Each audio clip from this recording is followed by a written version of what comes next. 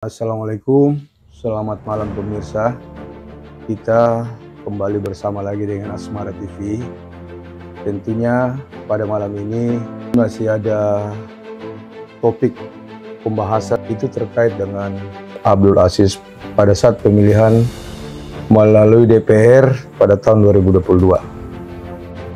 Selamat malam Pak Ramli. Selamat malam Bang Isnan. Ya, mungkin malam ini kita kembali mengulas lagi Pak, mengangkat daripada narasi ataupun isu-isu yang berkembang Pak. Siap. Ya, menurut Bapak hingga malam ini Pak, apa yang Bapak bisa sampaikan ke masyarakat luas? Ya, terima kasih Bang Isnan. Ya. Saya sudah diajak untuk bincang-bincang pada malam ini. Selamat malam Pak, Bapak, Ibu, masyarakat Kolaka Timur, pemirsa yang ada di rumah. Berkaitan dengan isu ini, saya kira tidak ada, masih dari rangkaian dari yang bincang kita yang kemarin. Iya, ya, dari sisi politis, saya sudah banyak menyampaikan bahwa persoalan itu saya pikir tidak usah dikutis karena terlalu dipaksakan untuk ya, dimana dalam kata kunci di sini ada istilahnya suap. Ya.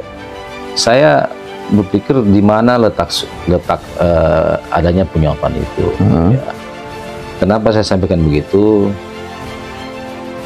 Kategori penyuapan yang harus ditangani oleh APH yang ada sekarang ini itu apabila ada yang berhubungan dengan suatu pejabat yang menyuap. Ya. Berarti kerugian negara Pak? Ya, ada kerugian negara di situ. Nah, sekarang Pak Aziz yang dituduhkan kemarin waktu pilkada, dia posisinya apa, Bang Isnan? Iya. Pak Aziz itu kemarin kan posisinya masyarakat biasa yang mencelongkan melalui pintu-pintu partai yang diatur oleh undang-undang pilkada, ya, yang dimana di sana mengatakan diatur lebih lanjut oleh peraturan pemerintah tentang DPR. Ya, peraturan pemerintah nomor 12 tahun 2014 barangkali ya. Pak Aziz itu posisinya selaku masyarakat biasa yang mencelongkan. Ya, jadi dia mau suap apa di situ? Mungkin maksudnya teman-teman yang hari ini terlalu mengada-ngada istilah tadi saya dipaksakan memperkeruh suasana. Mungkin maksudnya seperti undang-undang pilkada atau undang-undang pemilu, Bang Isnan. Yaitu money politik.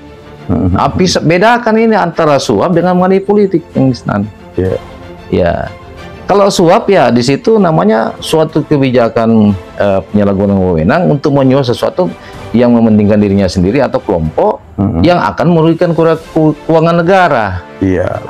Pak Aziz di situ yang dituduhkan, mohon maaf ya teman-teman, ini money politik kemarin yang dituduhkan, bukan suap.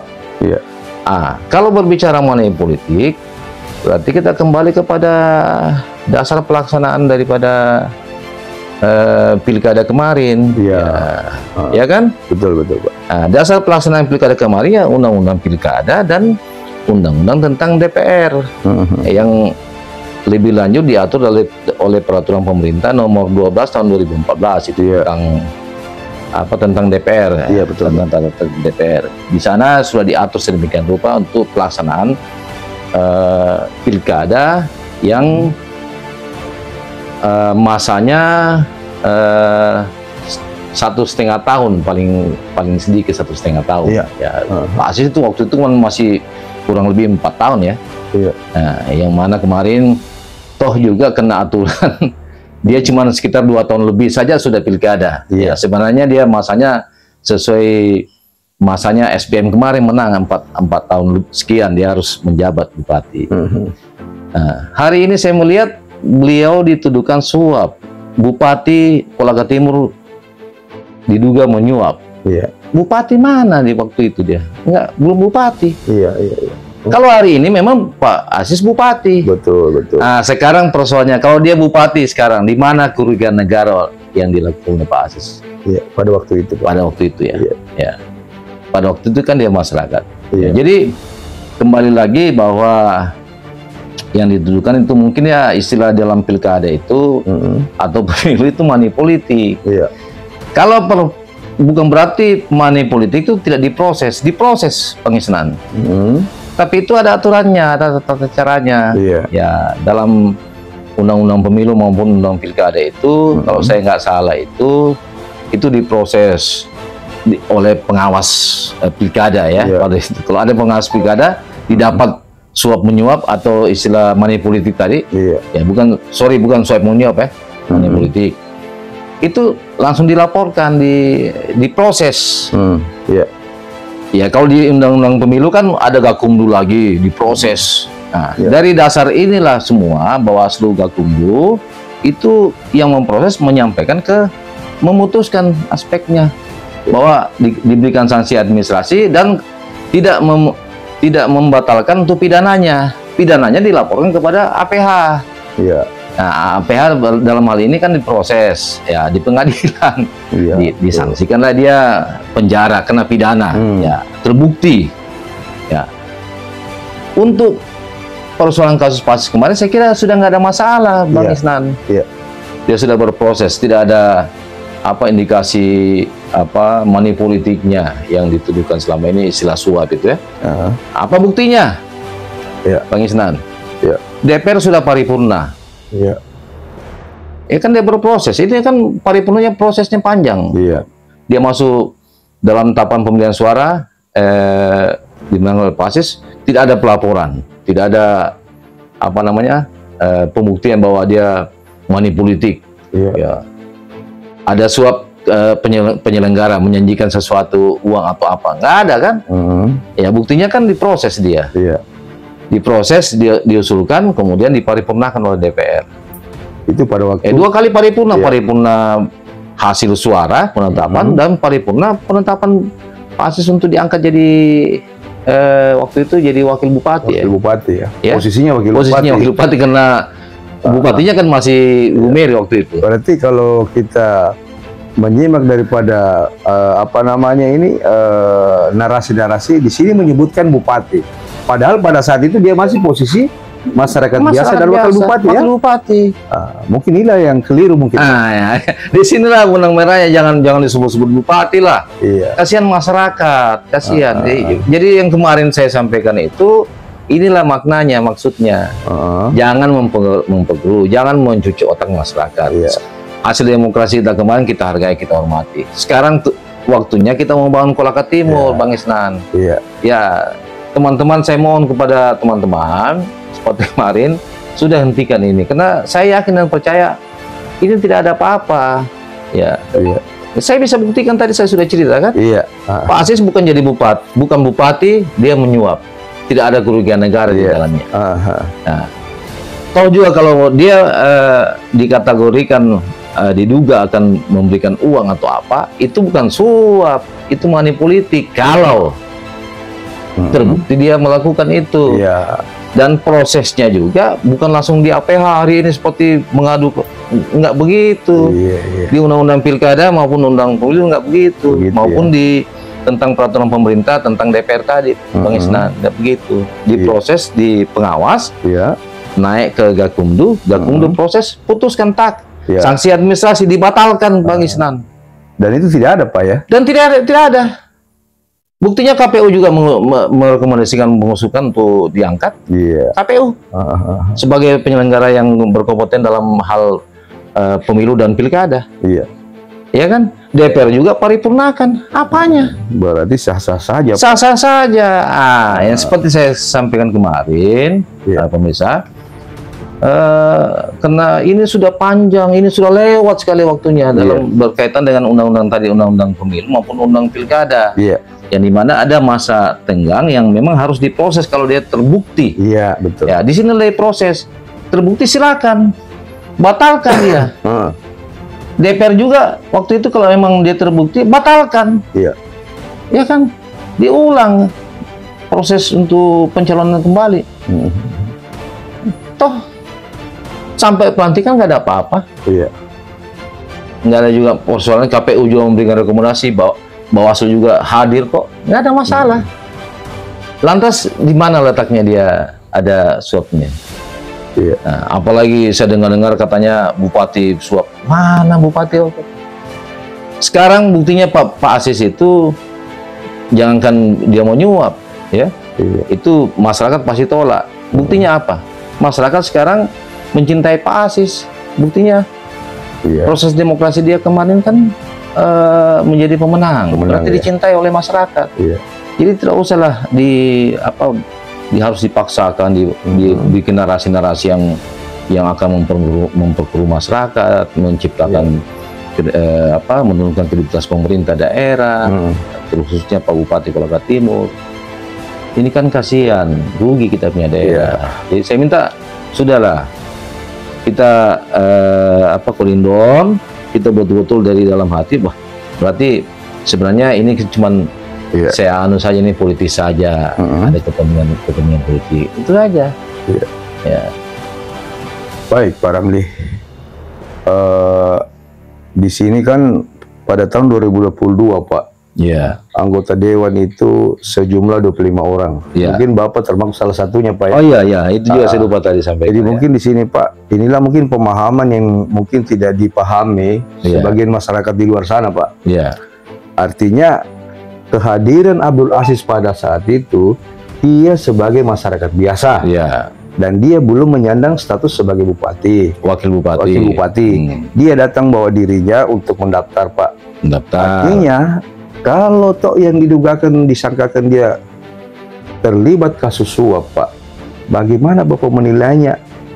Ini ada enggak kerugian negara, Pak? Tidak ada. Nah, itu. Makanya saya bilang pisahkan ini persoalan ini. Mohon maaf teman-teman juga di APH, ini kan berkaitan dengan yang dituduhkan ini dibawa ke ranahnya undang-undang pilkada. Ya. Di sana lagi lebih lanjut diatur oleh peraturan pemerintah tentang DPR. Ya. Dia berproses ini di DPR. Ya. Kalau dibilang ada suap, saya kira terlalu jauh untuk tuduhan Pak Aziz. Kerugian negara di mana dia lakukan ini? Dia menyebabkan kerugian negara nih. Dia mempengaruhi apa? Pak Aziz?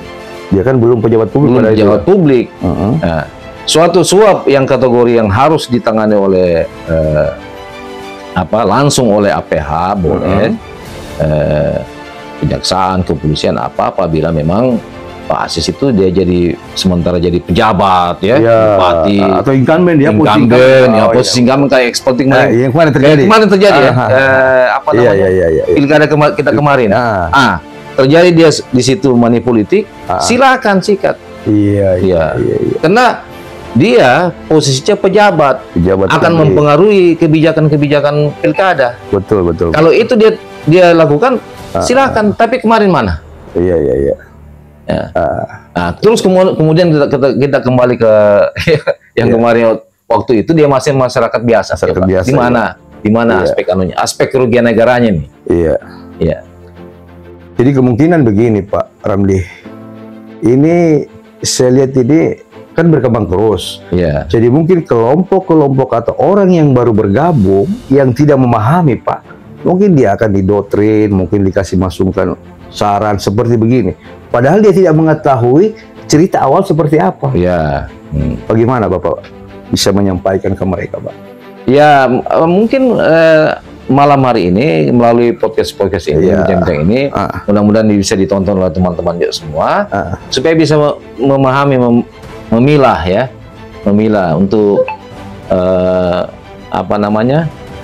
mendoktrin bahwa Pak Aziz itu suap. Bisa dipilah-pilah apakah Pak Aziz waktu itu dia bupati mempengaruhi prosesnya pilkada atau kemudian di DPR, terus dia sogok sama penyelenggara, panitia pilkada waktu itu di DPR atau tidak, terus menyebabkan kerugian negara, diambil uang negara, dia sogok. Ini kan tidak, sama sekali tidak.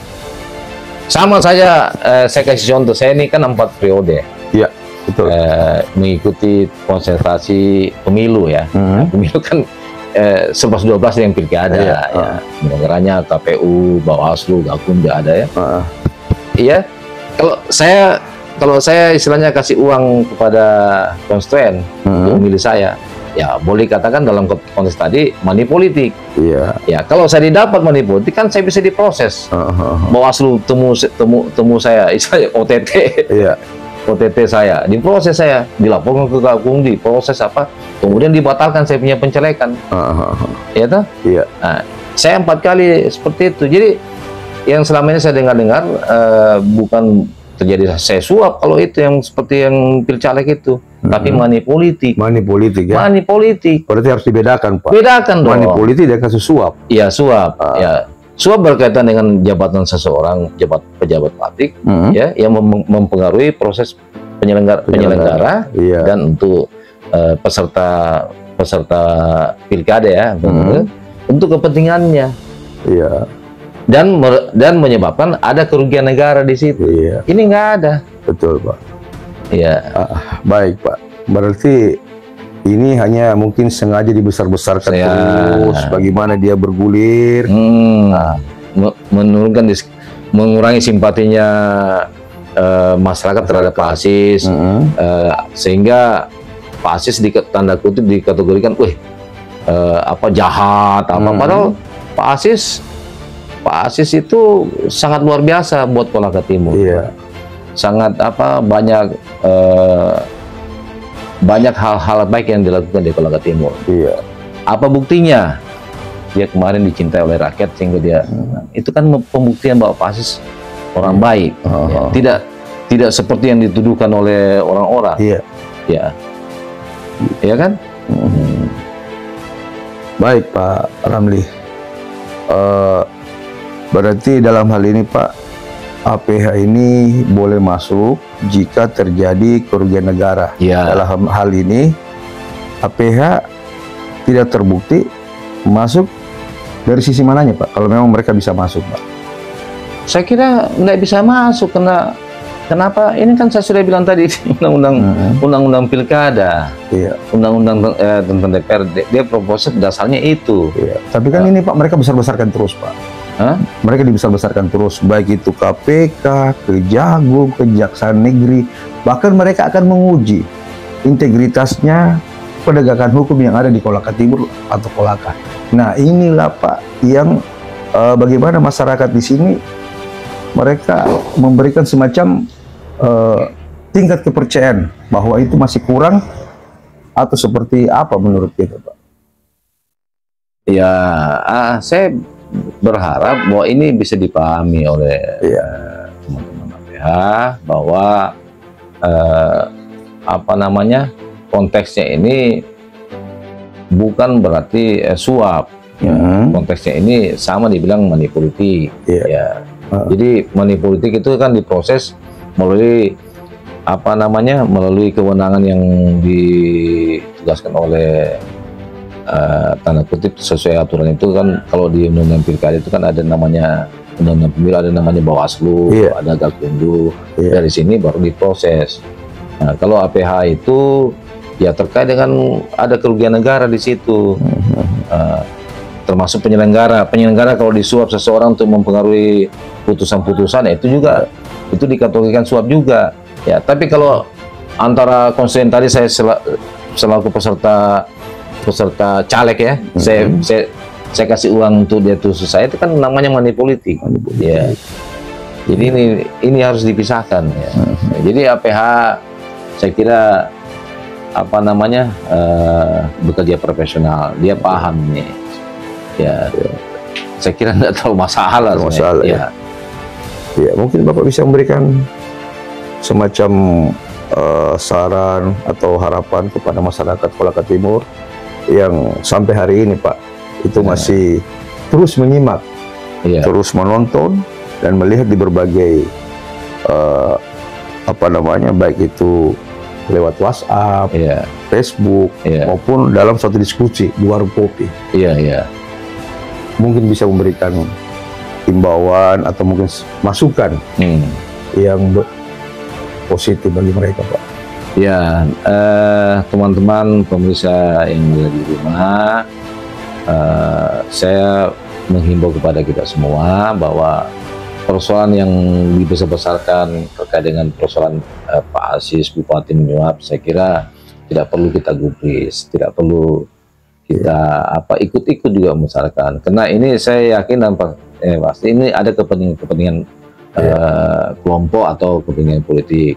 Yang perlu kita lakukan hari ini adalah bagaimana kita bergandengan tangan, bersatu ya, dalam keberagaman kita untuk bersama-sama memajukan Kolaka Timur ini, mendukung Bapak Abdul Aziz untuk bagaimana menjalankan amanah yang telah diberikan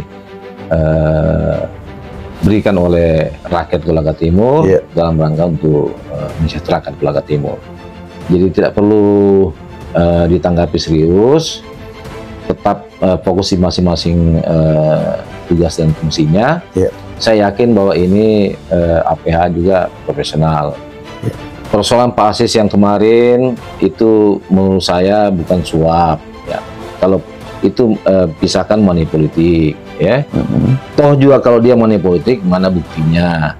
Toh juga kalau dia pembuktian, sampai kemarin juga sudah ada keputusan-keputusan baik di DPR paripurna maupun rekomendasi dari KPU, dari Gubernur, dari Mendagri, dan sudah dilantik. Saya kira kan sudah selesai.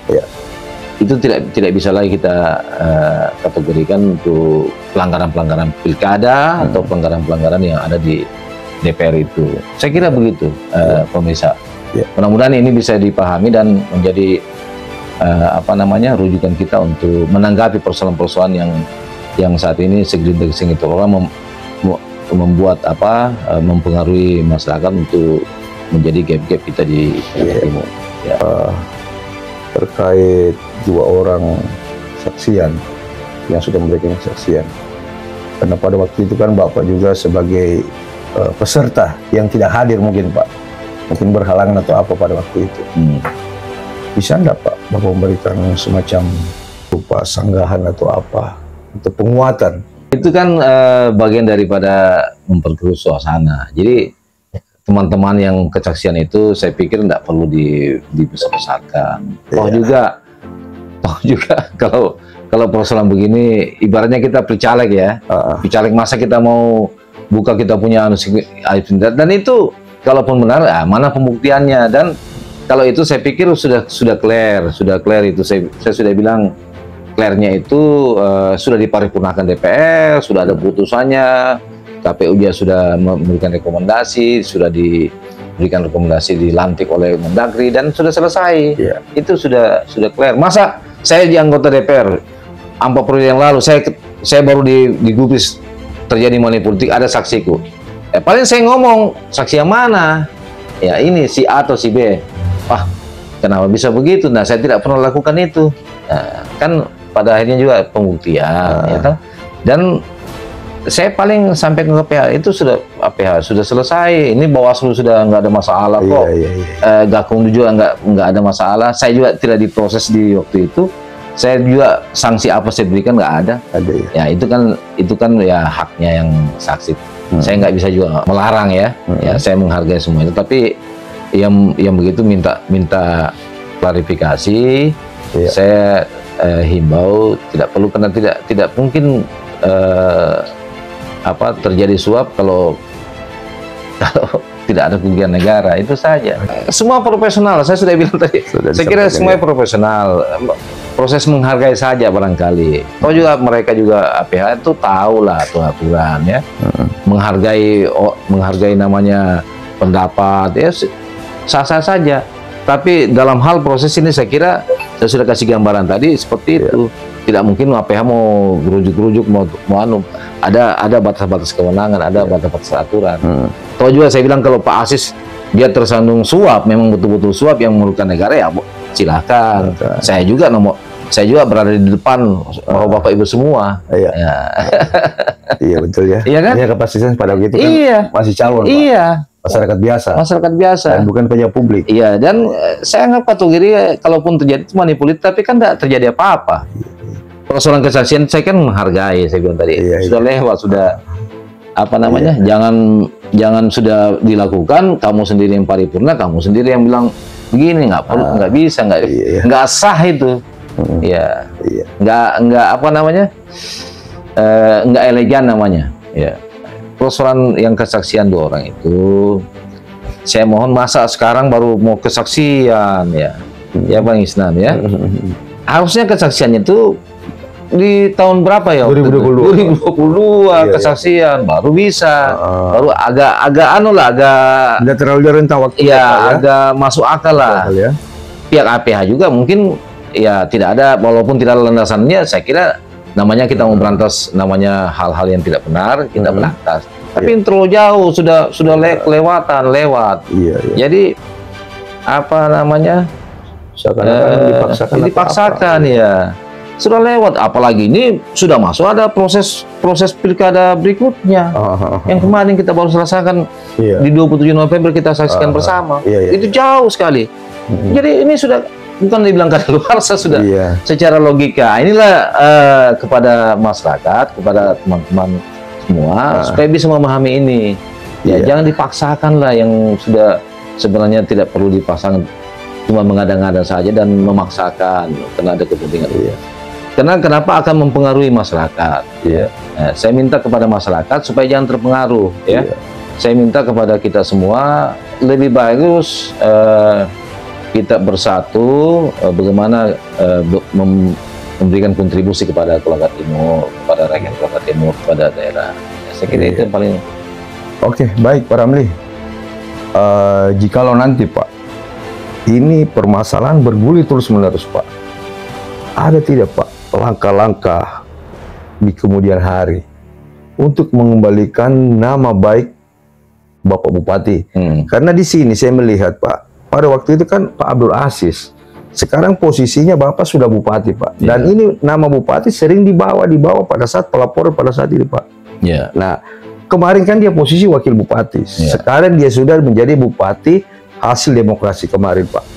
Ada tidak langkah-langkah jikalau nanti keterpihakan, apa yang mereka lakukan tidak benar dan berpihak kepada, ada enggak langkah-langkah hukum yang akan dilakukan? Saya kira dari sisi pemerintahan kan ada namanya bagian hukum pemerintah daerah. Silakan kalau memang dilaporkan ini orang-orang yang ini sudah mencederai persoalan konstitusional kita juga. Betul. Sudah namanya membuat ketidakenakan di Kolaka Timur ini, baik dari sisi pemerintah maupun dari sisi masyarakat. Saya kira perlu dilaporkan kalau memang ini berlanjut terus. Ya silahkan, begitu jalannya. Saya memberikan saran supaya dilaporkan saja, nggak apa-apa. Itulah mungkin. Silakan. Betul. Baik Pak. Artinya ini mungkin harapan juga masyarakat yang selama ini menyimak, melihat, pasti ada mungkin rasa bagaimana sebenarnya ini kok pemerintah daerah atau dalam hal ini sekarang Bupati bersama teman-teman pemerintah kok mungkin terlalu bersabar atau seperti apa Pak? Terlalu seperti itu. Jadi mungkin kalau ada langkah-langkah seperti itu tidak mungkin artinya bisa memberikan efek jera juga Pak. Saya kira saya kalau Pak Bupati ini, Pak Aziz ini kan orangnya pemaaf tenang, kemudian namanya memaafkan itu. Orangnya juga tidak pemarah apa semua. Tapi kalau sudah keterlaluan itu saya justru memberikan saran kepada pemerintah daerah, ambil tindakan saja. Karena dasarnya sudah merusak tatanan kemasyarakatan kita. Betul, sudah merusak tatanan pemerintah, mengkerdilkan pemerintah itu sudah merusak tatanan. Silakan, sudah merusak nama baik Pak Bupati, pemerintah daerah. Bupati dan pemerintah daerah kan tidak bisa dipisahkan. Bupati pemerintah daerah. Ini kan masyarakat juga melihat dari sisi ininya. Jadi dia sudah merusak tatanan sosial. Jadi perlu sudah harus karena kita mau daerah kita ini kita mau aman, kondusif, damai, harmonis. Ada gelintir orang yang ingin merusak tujuan kita bersama, saya kira perlu kita kasih pelajaran juga. Ya, baik Pak. Ya kan? Saya minta teman-teman supaya sudahlah kita urus Kolaka Timur supaya dapat pahala. Apalagi ini bulan suci Ramadan, kita tobat gitu. Selesai. Ya. Oke, pemirsa, itulah bincang-bincang kami malam ini bersama Pak Ramli Majid selaku praktisi hukum. Beliau ini juga seorang master, master hukum, ketua partai Bulan Bintang sebagai partai pengusung kemarin. Jadi tentunya apa yang disampaikan tadi itu bisa menjadi rujukan buat kita semua. Ya tentunya penegakan hukum juga tetap melihat daripada koridor yang berjalan. Kami bersama tim Asmara TV, selamat malam, sampai jumpa pada episode selanjutnya. Terima kasih.